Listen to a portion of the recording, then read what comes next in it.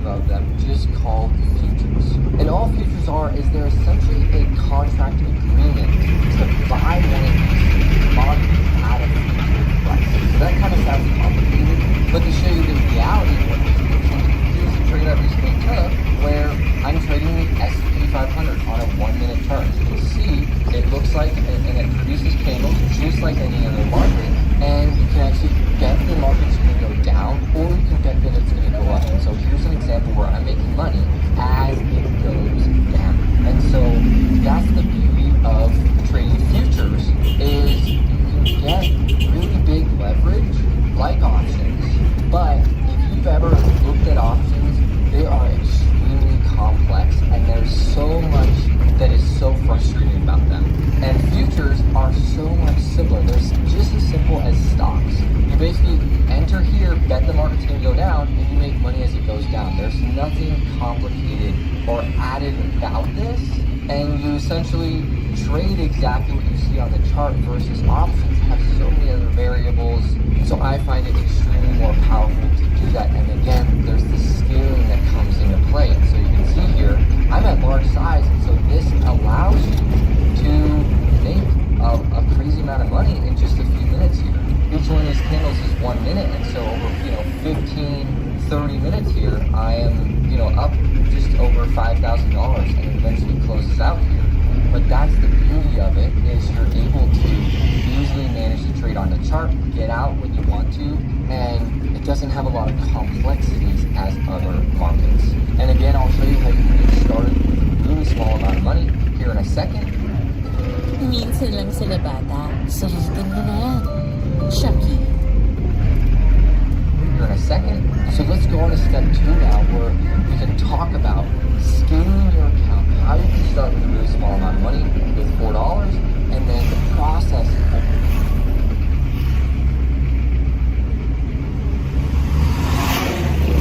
steps you need to take. So there's 3 main options you can take to get access to trading and practicing it and then starting to make money. Now the first one is demo trading. And you can get started with this for as little as $0 to $4. And this is what I always highly recommend people doing, because when you're first starting out, especially something new like futures or any other market asset or strategy, you're going to make mistakes.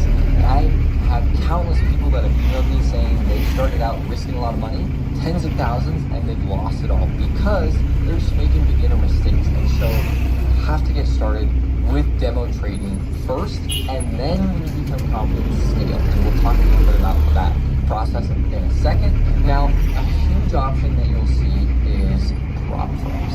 And in my eyes, these are a trap. They will generally cost you at least $50 to $100 per month or more. The concept of them is really awesome, but in the execution, they work against you. So the concept of how they work is you pay a fee to get access to a funded account, where they essentially say, hey, here is $50,000, and you can trade with this money, and if the profits you make with that money, you will keep a small percentage. And so they will allow you to do this for a monthly fee generally. Like, here's a great example of a prop firm that will give you a $50,000 account, a $150,000 account for a monthly fee. So the risk reward of, hey, I can just risk $200 a month, but I get access to this $5,000 account, and even if I make $5,000 or $1,000, that is insanely good. But the execution of that, even if they'll often give you a coupon code to make this 80% off, that just gets you in the door. There are so many other fees associated with this that you're spending a lot of money consistently. At the end of the day, to actually not trade with real money. You are demo trading anyway, because they have it to where you are trying to pass these challenges. You have to pass multiple levels of challenges before you actually unlock a real money account and you get real payouts. And there is literally statistics that under 5% of people over time pass these challenges. And so really what you're doing is you're just paying a couple $100s a month to demo trade because they're making a piece of cheese in front front of you like a mouse. And so I highly recommend staying away from these because that's just going to cost you a lot of money when you can just be paying $0 to $4 a month to do the exact same thing. Now, if you really want to do this, I'm not going to fully knock on it. If you start demo trading first and then you prove that you can be consistently profitable demo trading over a couple months, then you can switch to prop firms and try it out. But again, keep in mind and be aware that the way they're set up is not to allow you to win. They actually want you to lose money because it's in their business model and best interest too. And so instead of doing prop firms, I would recommend starting your own brokerage account. With futures, you can do this for as little as $300 to $1,000, maybe even less, but that's a really good starting amount. And what this does is it allows you to increase this slowly from zero money risk of demo trading to a small amount, like $20 of risk. People don't realize initially, and what you'll learn over time is trading is very, very mental. Risking money is hard. If I go back to this example I was showing you have to be able to handle seeing this amount of money move. This candlestick right here is like $1,000 swing. And I didn't start being able to handle that originally, right? I slowly built up to this over time, starting at that small amount of risk. But that's where the mental side of trading comes in. And so even if you pass with the prop firm, you will be all of a sudden having to deal with these huge money swings with these prop firms when you haven't done the training essentially to build up to this. I have so many trades where I was risking $50, $100, $300, $500, $1,000, and now I'm risking $1,500 and I'm close to sizing up to $2,000 and $2,500. It's a slow building process to get there. And so that's another reason why people fail with prop firms is because you go from risking nothing to a crazy amount. Even if you're not risking it, think about it on the flip side. The amount of money that you can make is still in your brain and messes with you. And so that's why it's the most important thing to start this process like this. There are no shortcuts in trading. Anyone who tells you otherwise is trying to get your money in some way. Now let's go to step 3 of building your trading plan and your robust system. So there's a few key things about creating a successful trading plan. The first thing is you have to choose your time frame to actually trade. And so for me, what I do is I'm day trading, and so I'm trading on a 1-minute chart a lot of the time. But I also use a 15-minute chart to really get a picture. Because what you'll realize over time is the small little patterns are not as important as understanding the big picture. The big picture always is the most important thing. Now what you want to do is you want to figure out how long you're going to trade each day. There's a lot of different reasons you'll go through in your head of why I want to trade longer versus shorter. Originally, a lot of the time in the beginning, I thought, hey, I should trade 6 hours a day because that means I will capture more trades and so I'll make more money. And that's not really how trading works. Instead, I've realized the sweet spot is somewhere between 1 or 2 hours. Because what you realize over time is trading is a decision game. You are making hundreds of decisions every hour, even if it's to do nothing. And what this does is it's going to consume mentally over time. And so over time, you get more and more time, and you'll make more decisions. And so what you want to do is, well, I'd rather, instead of trading this whole time, and by the end of my trading session, I'll just be making crappy decisions, I'll probably do a loss on it. It's better to just trade and get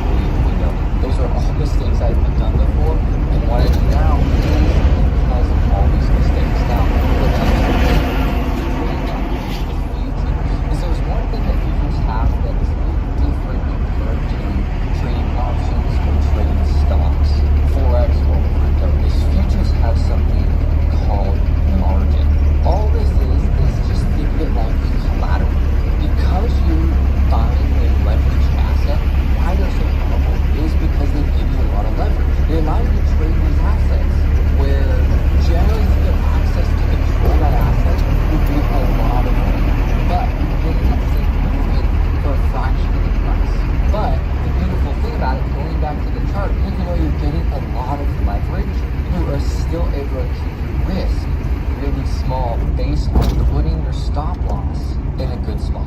That's what you always want to do with trades, is you want to have a good stop loss. Now with margin, and when you get to opening a brokerage account, is some of them have stuff called intraday margin, where if we look at here, to hopefully not this be too complicated for you, as this is a huge graph of a lot of them, but what I trade is the ES futures, essentially the S&P 500 futures. And what futures have is they have the larger version, which is called the E-mini, and the micro version, which is the one when you start out with a small account. And it's had the margin requirement to be really small. $50 to get control of one contract.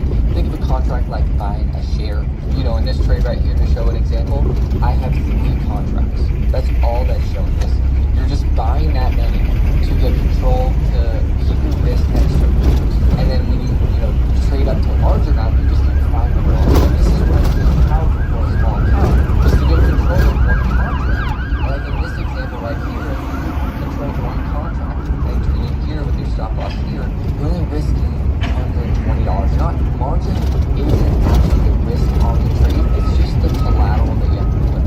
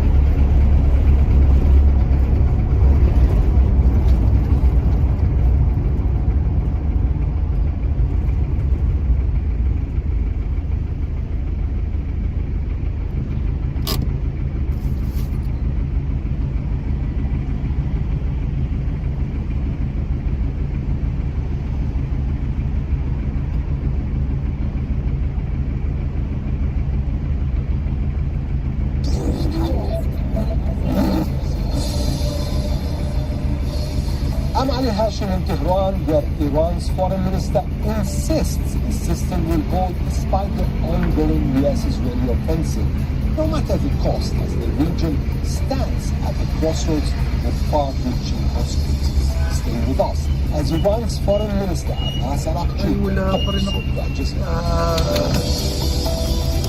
naiiwan ko pa. Foreign Minister Abbas Araghchi, thanks for talking to Al Jazeera. Shukran. Shukran, man. The first issue today is announcement that they've assassinated Iran's Supreme National Security Council, Mr. Ali Larijani. I do not know why the Americans and the Israelis still have not understood this point. The Islamic Republic of Iran has a strong political structure with established political, economic, and social institutions. The presence or absence of a single individual does not affect this structure. Of course, individuals are influential and each person plays their role. Some better, some worse, some less. But what matters is that the political system in Iran is a very solid structure. We have not had anyone more important than the leader himself, and even the leader was martyred. Yet the system continued to work and immediately provided a replacement. If anyone else is martyred, it will be the same. If the foreign minister were ever to be martyred, there would ultimately be someone else to take the position. Aren't you afraid that you might be one of the targets? Anyone could become a target. In recent days, we have seen that they have no hesitation about targeting any place. So far, 53 hospitals have been attacked, along with many schools. The Minab school, which has now become well known, where 168 students were killed, is the most famous example. But there have been others as well. Bank branches and many residential buildings have also been attacked. Political figures, civilians, scientists, and university professors have all been targeted. It is even possible that the foreign minister could be attacked. But like everyone else, we are standing firm and working